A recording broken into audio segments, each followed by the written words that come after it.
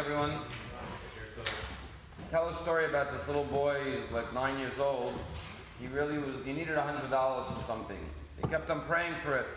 One day he decided he was going to write a letter to God, asking God to send him $100. So he sat down, he wrote, "Dear God, if you could please send me $100, I really need it for a certain toy I want to buy." And he signed his name.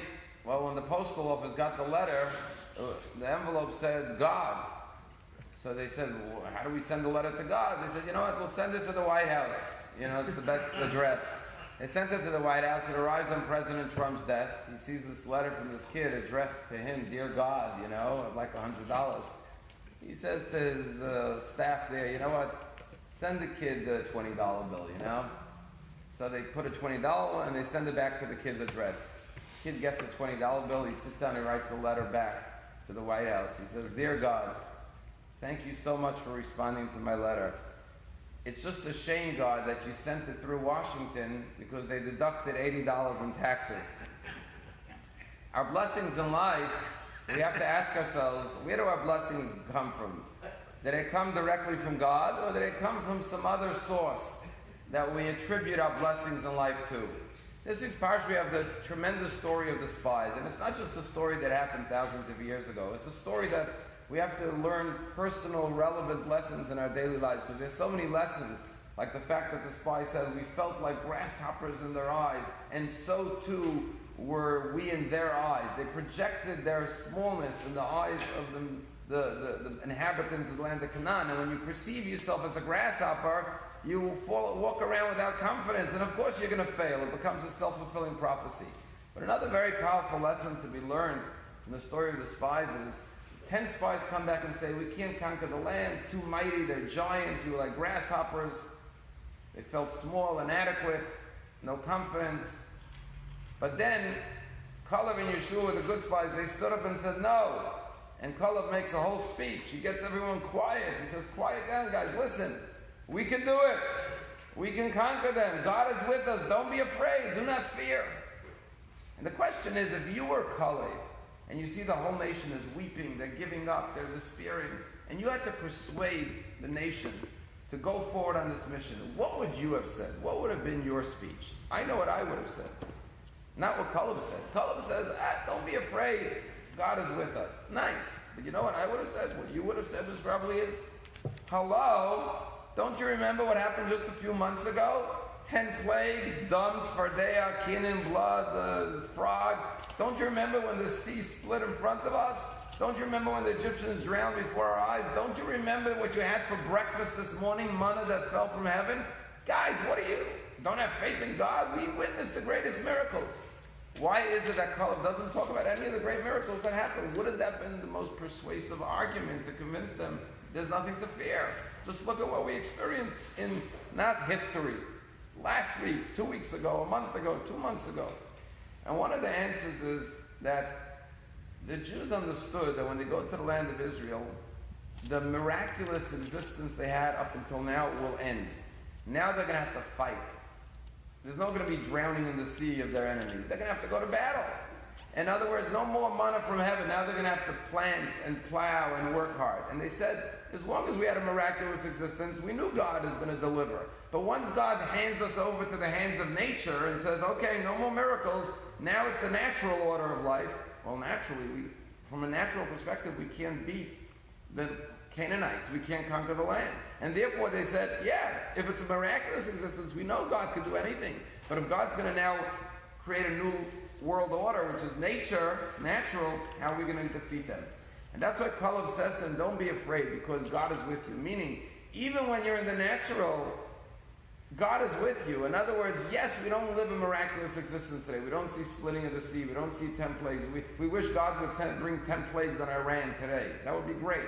We have to deal with diplomacy and battle and sanctions and all these things. But we have to realize that God is in our efforts. God works through our physical, natural efforts. And it's not that God has, God forbid, abandoned us. It's just that He doesn't appear in a miraculous, supernatural way. But He's working every moment in divine providence through our natural course. An amazing story I just want to share with you. There's a Rabbi Yoel Gold. He makes videos where he interviews people who had amazing personal stories. And there's one video he has called Saved by an Accident. And the story goes like this. There was these two kids who learned in yeshiva in Israel. They came home to the States after the year. And one kid's name was Joel. He lived in Los Angeles. The other kid, his name was Yecheskel. He lived in New York. So Yecheskel calls Joel. He says, listen, we're back in the States. Never been to California. How about if I come visit you? He said, sure, come to my house. We'll spend some time in Los Angeles. So Yecheskel from New York flies to California, rents a car. He's 18 at the airport. And he goes over to the house of Joel. And they're hanging out, having a good time. One night, Yecheskel from New York falls asleep, and Joel's up late, and he's bored, and he sees the keys to the rental car sitting on the dresser. He figures he's sleeping. I'll go out for a spin, do something. He goes out, and as he's driving at night in Los Angeles, he gets into a car accident. And he panics, Joel, because he's like, I'm driving a rental car that I'm not authorized to drive. I have no insurance. So he just panics and he flees the scene. He runs back to the apartment. He wakes up Yecheskel. He says, you're not going to believe what just happened. So his friend says, well, that's called, hit and run. You left the scene of an accident. He said, but I didn't want to get caught without a license and without the registration for the car and without insurance. So Joel from Los Angeles says to his friend, I'll tell you what, let's go back and you'll tell the cops that you were driving, but you heard that in California as a tourist there's carjackings and when they hit you, you were afraid. It was at night. Los Angeles is dangerous, so you fled. But now that the police are there, you came back. Great idea. Brilliant. They get back in the car, and this time Yecheskel gets behind the car. They show up. They go over to the police office at the scene of the accident. Listen, this is what happened. We ran away because we were afraid. Carjacking. He says, were you driving the car? And Joel, Yecheskel from New York said, yeah, I was driving the car. He says, well, you left the scene of the accident. That's hit and run. He said, well, what do you mean? But I had to go because I was afraid. It was a carjacking. He said, you're under arrest. Puts his hand behind his back, puts cuffs on him, puts him in the car. And Yecheskel from New York can't believe it. Like, he was innocent, he was sleeping, and he was doing his friend a favor, and now he's going to jail. Sure enough, he goes to jail. The next day, he gets bailed out. He's fuming at his friend for what he did. And he goes back to New York, and he has to keep on coming back to Los Angeles for court dates, for hearings, and he deals with the criminal system and all the consequences, and he says, I don't want to ever talk to my friend Joel again. 10 years later, Joel gets a call from Yecheskel. He said, I have to meet you. I need to talk to you. He says, it's great to hear from you. Talk to me over the phone. He says, no, I have to meet you in person. When are you coming to New York? He said, I'll be there in a few weeks. They sit down. He says, I'm going to tell you the most amazing story. He said, I had a criminal record all these years because of what happened.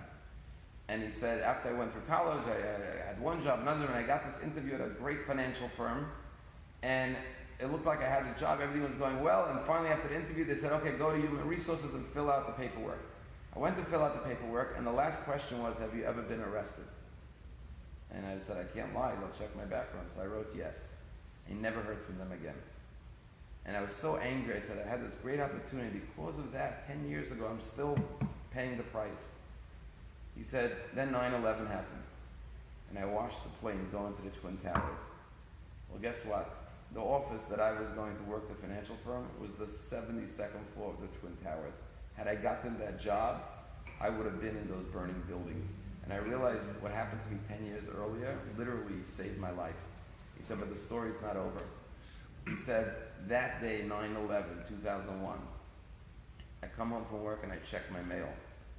And I have a letter from the state of California telling me that after 10 years, they finally expunged my record and they've removed this record from my history, from my record, and I'm no longer considered a convict. And he says, I saw the hand of God so clearly. And I want to thank you now for what happened 10 years ago. We were all playing out God's plan to save my life. The message of the spies is we don't live in the miraculous era. We live in the post-spy era of nature. But never forget that our blessings come through Washington. They don't come from Washington or from any other material, physical, human source. All of our blessings, everything in our lives is happening every day through Hashem. We just have to open our eyes and see the hand of Hashem in our lives.